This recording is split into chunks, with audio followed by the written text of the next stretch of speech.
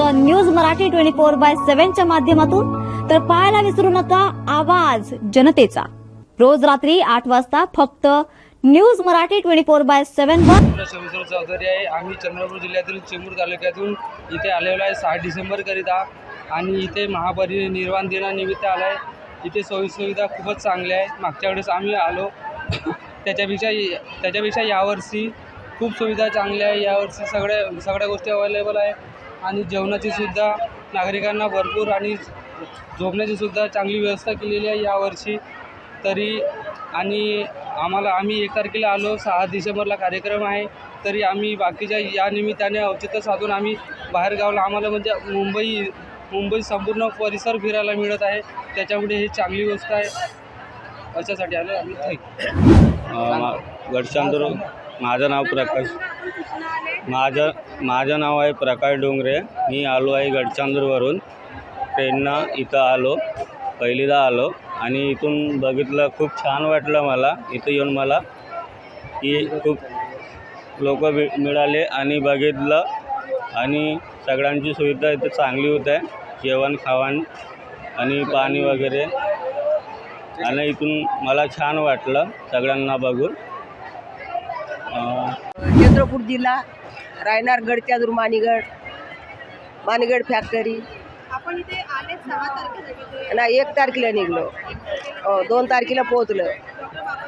आंबेडकरसाठी हे चैत्रभूमीमध्ये आलो आम्ही. आपल्याला जी इकडे सुविधा व्यवस्थित आहे. व्यवस्थित आहे. बहुत सगळ्यांचंच व्यवस्थित आहे. त्या आंबेडकर बाबाच्या यानं बहुत व्यवस्थित आहे. खाणं घेणं पिणं आंघोळी पाणी सगळंच का ठीक आहे. लोकांना बहुत सुविधा केलं त्याने. गरिबांना बहुतच केलं होतं केलं म्हणून आम्ही इतके दूर आलो. आता आपण निघणार कधी? आम्ही निघणार 6ला निघणार, 7ला निघणार. आले आणि कशासाठी आले ते? हो, मी गडचांदूरवरून आलेलो आहो. बाबासाहेबाच्या दर्शनासाठी आलो मी आणि दर्शन घेऊन आता जाणार आहोत 7 तारखेला. आपण कधी आले आणि इकडे मी आलो करीब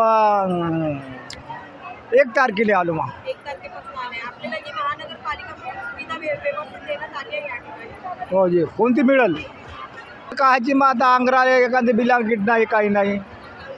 सो व्यवस्थित थंडीचा दिवस मग बिलांकीट पाहिजे होतं एखादी. काय सांगाल आपण इकडे आले आहे 6 तारखेला नेमकं काय आहे? आम्ही गडचांदूरवरून आलो. आमचा जिल्हा चंद्रपूर आहे.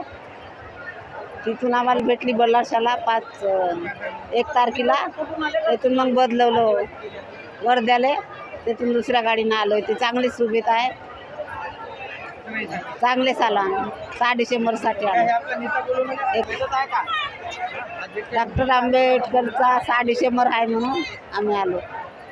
त्यांच्या दिवसासाठी फुल पान वाहण्यासाठी इकडे आलो आम्ही. चांगलेच होते येताना सुविधा, गाड्या भेटल्या, सगळं चांगलं. आपल्याला महानगरपालिकेकडनं योग्य ती सुविधा देण्यात आली आहे. हो. कुठे आले आणि किती जी सुविधा आहे त्याच्याबद्दल काय सांगाल? मी गडचिरोली जिल्ह्यावरून गुरवड्यावरून आलो. तहसील जिल्हा गडचिरोली.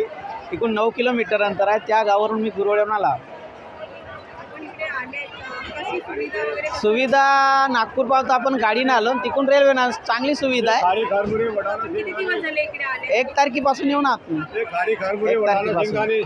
आता 6 तारखेला निघणार आहोत इथून.